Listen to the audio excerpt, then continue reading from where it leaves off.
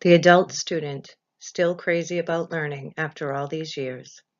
Hi, my name is Jennifer DelRossi, and I am a graduate student at Northeastern University in the Master of Education program. I will be presenting the topic of adult students in continuing education, the challenges they face, and helpful resources for academic and professional survival. Thank you for your time and attention, and welcome to my lecture. The adult student. Why are adult students an important demographic to higher education? Why is it important to retain adult students and help them succeed academically and professionally? As stated on PNPI's website, characteristics of an adult student include not having a high school diploma, returning to college later in life, attending part-time, employed while in school, family, dependents, financial responsibilities, and outside obligations.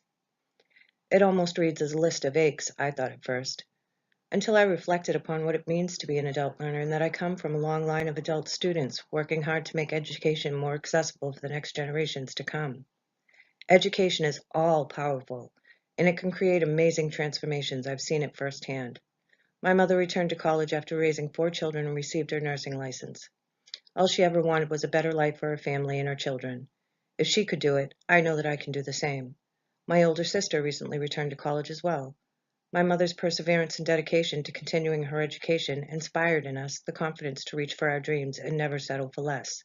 So now, I ask once again, why are adult learners a critical demographic of the student population in higher education? To further this discussion, let's take a closer look at the adult learner. According to the NCES, those who have family, work responsibilities, and life circumstances that may interfere with successful completion of educational goals are often termed as non-traditional and/or adult students. Additional obstacles that adult students face are financial hardship. Adult students have limited financial resources to devote to college and high levels of unmet financial need. Balancing work and school is a common problem for adult students. Lack of time to commit to one's studies, and due to these reasons and more, adult learners are less likely to graduate than dependent students. And what about the difference in learning styles? What do adult learners prefer? In an article written by J.M. Ross Gordon in 2011, it is suggested that adult learners prefer self-direction in learning, hold experience that should be considered in planning and instruction, a readiness to learn that is based on a need to know or need to do something basis, and adult learners also have a high degree of internal motivation. As we discussed obstacles of the adult student and their preference in learning styles, what are some of the adult learner traits that affects one's studies? Non-traditional students and procrastination. In an article published in 2017 on non-traditional students and procrastination, several factors as to the act of procrastination were present in adult learners. Not enough time to complete assignments due to outside obligations, family, work, etc.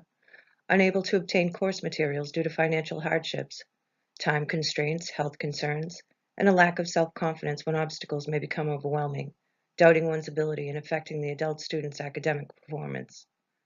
However, learning what may cause procrastination is also helpful in eliminating the negative actions. In opposition to procrastination, adult students are also resilient. According to an article written in 2017 regarding the resilience of non-traditional students, it is suggested that adult students possess a more developed sense of emotional regulation and problem-solving skills due to prior experience and previous triumph overcoming barriers. Chung, Turnbull, Hansen, 2017.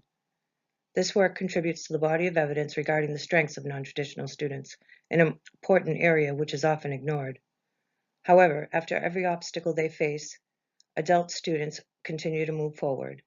Adult learners are representative of the future and role models for generations to come. We, as educational professionals, need to think about what we can do to bridge the gap in education from one generation to the next. As returning to college is to better one's life, the life of their family, it is also to become a beneficial contributor within the community as well as to the field of higher education. As educational professionals, we need to consider the challenges that adult students face, as well as the importance that their success plays on future generations.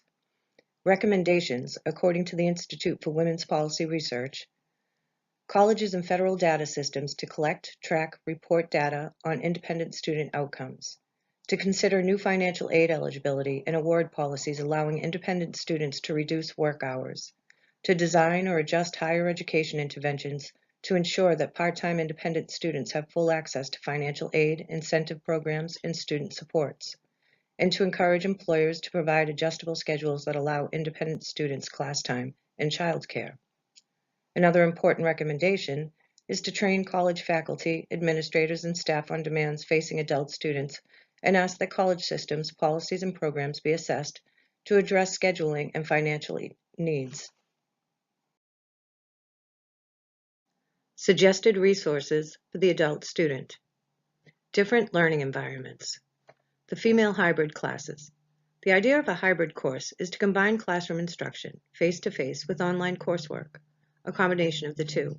In a paper published in 2017, it was found that students in hybrid conditions perform better than students strictly online or face-to-face instruction.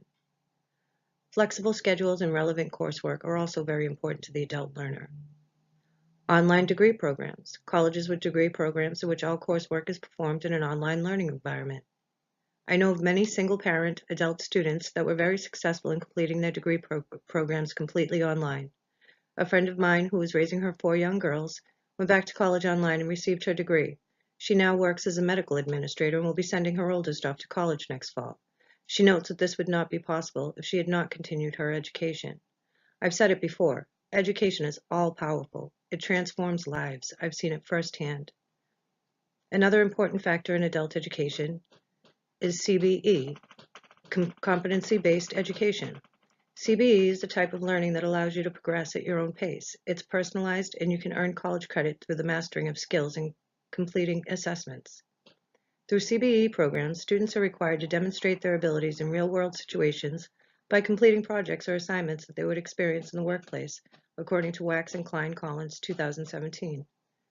The involvement of instructors and faculty is crucial as CBE programs are still an emerging and developing area of higher education.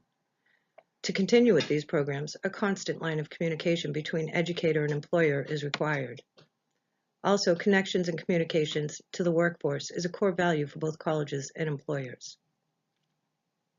Additional resources and organizations that focus on adult continued education: the Council for Adult and Experiential Learning, CAEL, the American Association for Adult and Continuing Education, AAACE, as well as other programs which include financial assistance and counseling, and within the workplace, ask your employer about employee educational assistance. In a magazine article written by author Jay Chartrand, in which he references Paul Simon's "Still Crazy After All These Years," as the song represents a man stubborn to his old ways, the author uses this structure to discuss how thinking styles are different at all levels, employment and education, and the irony in believing that to change, or to learn something new, is irrelevant, that one would rather stick to their old ways. Still crazy after all these years. The author suggests the importance of thinking styles and relevance to her organization. I felt these to be excellent focus points when seeking out adult continuing education. Thinking styles. Always aim to be analytical, inquisitive, systematic, make time, and truth-seeking. And, as always, continue to learn. Remember that no matter what your circumstance, you can always find a way to better yourself. Through the power of education, you can do anything. Thank you for your time and attention. I hope you found my lecture informative and educational.